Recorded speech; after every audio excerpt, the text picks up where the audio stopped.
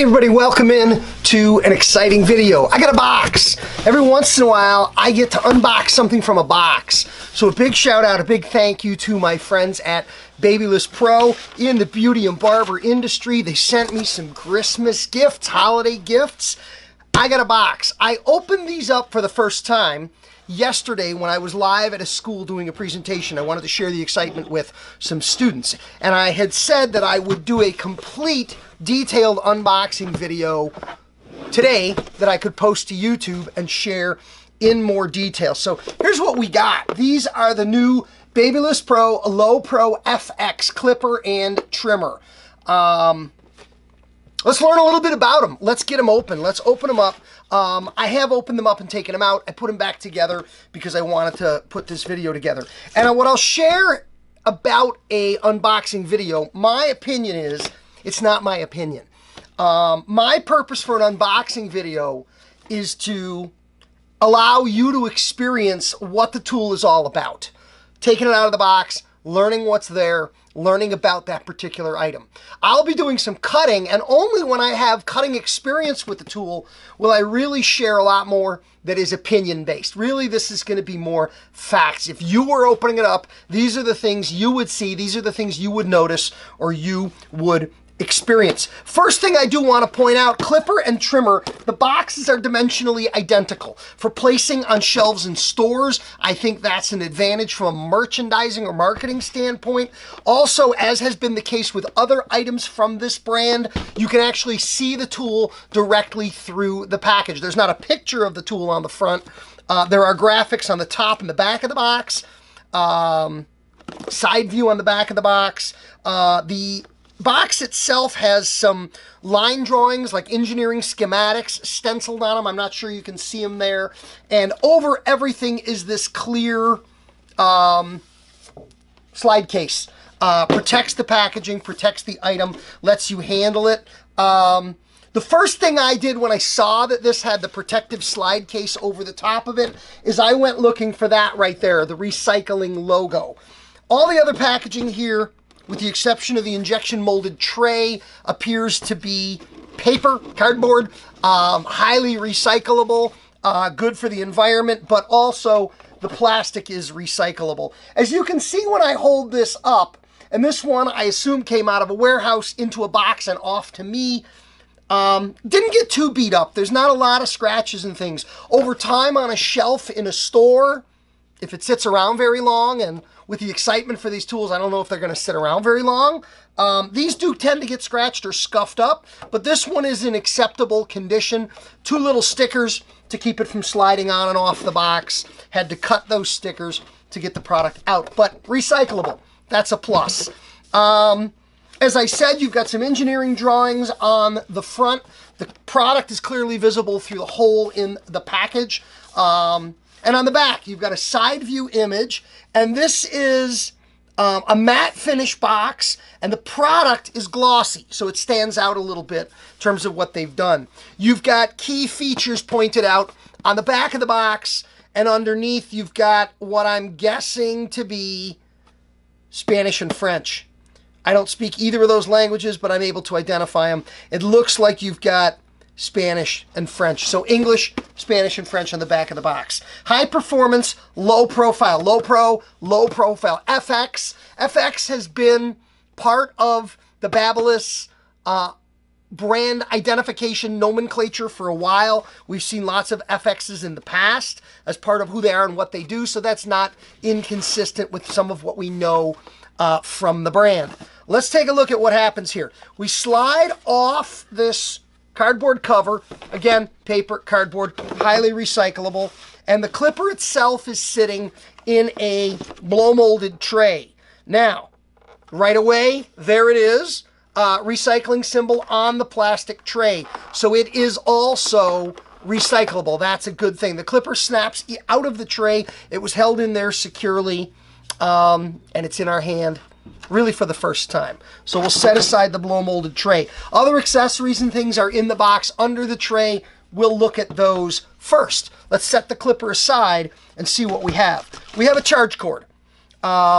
First thing you notice about the charge cord, The head is fairly small or slim, and it is oriented vertically relative to the plugs. That means it's not going to lay over or cover up additional plugs in your power strip. That's always a good thing to see.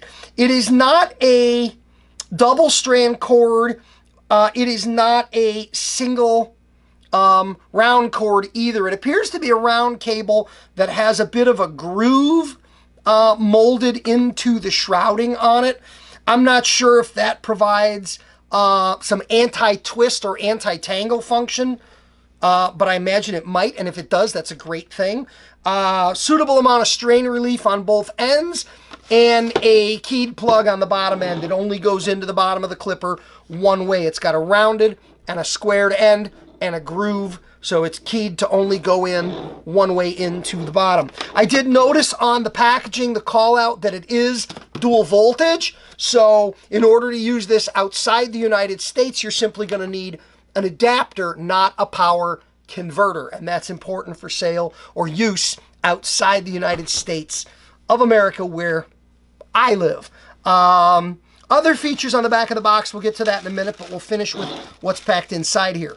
You've got the kind of user's manual booklet right there, to be expected. You've got guards in two pouches. I've got a little pouch here, and I'm going to grab my knife so I can cut these things open nicely. First thing we have is we've got a pair of plastic guards labeled 1/8 and 1/16, labeled a 1 and a 1/2 plastic guard, and then a larger pouch that contains the larger guards. The usual suspects, we have a 1.5, 2, 3, 4, 5, and 6 snap-on attachment guides or guards. Real quick, let's snap one on just to get a feel for it. I have to claim I do not have an incredible amount of experience using clippers from Babyliss. I've got a few of them and I do use them, but familiarity with the guards, fits in, sits in nice. Get a decent click out of it. It feels fairly stable. Let's make sure I did that right. Yeah, it clicks on. It's not the most aggressive attachment that I've ever used on a clipper with a guard. I don't know that it's super confidence inspiring the way that one clicks. Let's try a bigger one, because larger sizes tend to click a little more enthusiastically. Then, yeah, that's a little better. That's a 4. Do I feel that that's secure? Am I confident holding that by the clipper? Yeah. I'm not going to give it a 10 out of 10 in my assessment. Here we go into opinion of how securely the guards snap on there. They're not great. They're okay, but they're not great. But they snap on there. So you've got a full set of plastic, well labeled, inches, millimeters, and our traditional numbering system. Last in here, the accessory pouch. This looks like some support stuff, things we'd expect to have. We've got a tube of clipper oil, lubricating oil right there. Vital, a must as always. And what else is here? We've got a blade guard. If you're going to pack the clipper up, if you're going to transport the clipper, you want to protect the blade. Now the blade guard snapped on super loud. That had a real nice positive click to it. There's a little bit of felt inside the blade guard. I've not seen that before. A little bit of felt inside the blade guard, providing some cushioning in there, and probably responsible for why, with the softness of that and the tension on the latch, you get a little more of an aggressive snap out of that. That's not going anywhere. Now, if the guards were as secure as the cover, you'd be in business with that. What we got? Clipper cleaning brush. Neat little clipper cleaning brush. It's got some short bristles on one end and some longer bristles. Certainly it's going to work for cleaning the clipper. I just can't say that I know of anyone that really uses these to clean their clipper. We use fingernail brushes, we use toothbrushes, we use small paint brushes, other things that we've chosen to bring into the shop to use to clean clippers. I don't think there's too many of us that actually clean the clipper with the clipper brush that comes with it, but thanks, we appreciate you tossing that in. And the last item in here appears to be a clipper tool, a screwdriver for making adjustments to the blade. It is a Phillips screwdriver that is ideally suited to the blade screws on the back. It's on a little chain. It's got a little logo on it. A nice little accessory, a great little throw in. I always say anybody who owns a clipper should own a screwdriver. You own this clipper, you get a screwdriver with it. Nice little accessory. So that's the goodies in the box with the clipper. Let's take a look at the clipper. Low profile. They're calling out. Let's read some features. Let me grab the box and look at some features. I'm going to put the slipcase on just so that I can flip the box over without the goodies falling out. All right. Ultra low profile metal shield cover. All right, 3 screws holding the cover plate on. You can see there's not a lot of doming to the cover. There's some embossed texture in the cover from the way the stamping is done. The last of those looks to be the recharge light. There's a symmetrical thumb spot at the top of the cover just below the name. Right-handed cutters, you're going to have your thumb there. Perhaps as you move over to your adjustment lever, feels convenient and feels comfortable. That's nice. But low profile, nice black finish on it. Let's hope it doesn't scratch up too bad. The rear portion of the housing, it's not smooth finish like Bakelite, and it doesn't have a significant texture, but there's a little bit of subtle texturing to it, gives it a nice hand feel. The case shape is somewhat reminiscent, for instance, of a Wall 1919 that I have, or a Wall Cordless Designer, that pair of bumps that correspond naturally to an index finger, a middle finger, and a ring finger beneath it. Not an unfamiliar shape to many of us, but it's got a really nice lean size and design to it. I think the hand feel on it at first notice, I think, is quite good. I'm not going to assume it's fully charged out of the package. Most lithium-ion tools out of the box have some gas in them, but I'm not sure about this one, so we won't make a power assessment till we actually cut with it. Adjustable blade. As we know, many of the Babyliss tools have the clicking detents for your adjustment lever as opposed to a friction adjustment. Neither good nor bad, a characteristic of the brand. There are folks that really like that, and there are folks that find they prefer a more free-moving style. That's a matter of personal choice or opinion. I've worked with both. Since I tend to work all the way open or all the way closed and rely on a little more rocking motion for some of my in-between lengths, friction versus click, not really a thing for me, because all the way open and all the way closed is all the way open and all the way closed. I don't see a bail loop. I don't see a hanging loop on this tool. It's just an observation. I tend to like those. This doesn't come with a charging base, so it's going to either be in a drawer, hopefully, not hopefully left out on a counter where a broom can grab the cord, but hanger loops are something that I enjoy. I'm old school. I've hung clippers for a lot of years. I know there are places, in our country at least, where you can no longer, from a sanitation perspective, leave clippers hanging. I get it. It is what it is. But there is no hanger loop on the back of that. The blade's got a black finish to it. What do they say? Graphite wedge blade, zero gap adjustable, ultra low friction, extremely durable, low blade temperature. Okay, all strong features. 5-position locking metal taper arm.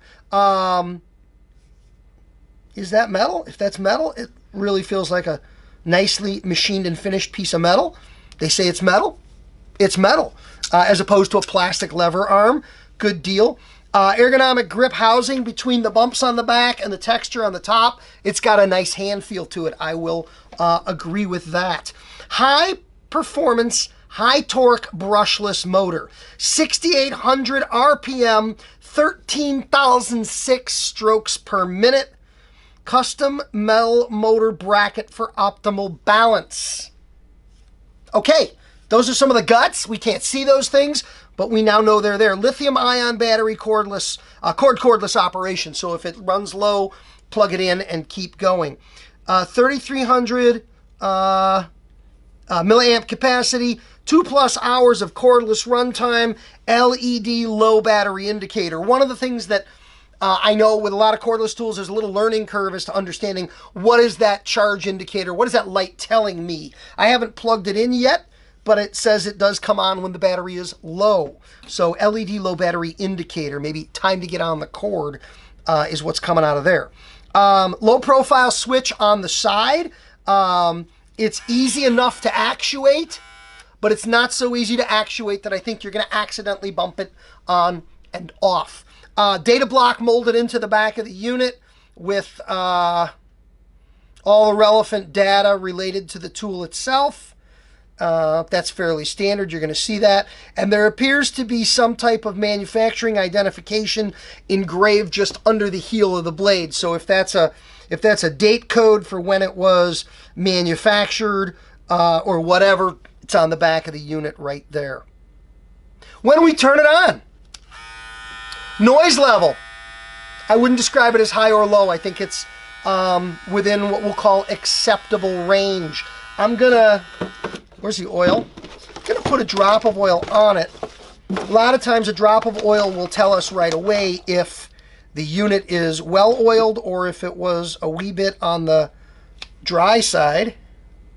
Let me just snip the end. Oh, that's already dripping, so I got a hole in it for sure. There you go. Let's just turn this on with the clipper on and running. A couple of drops onto the moving teeth.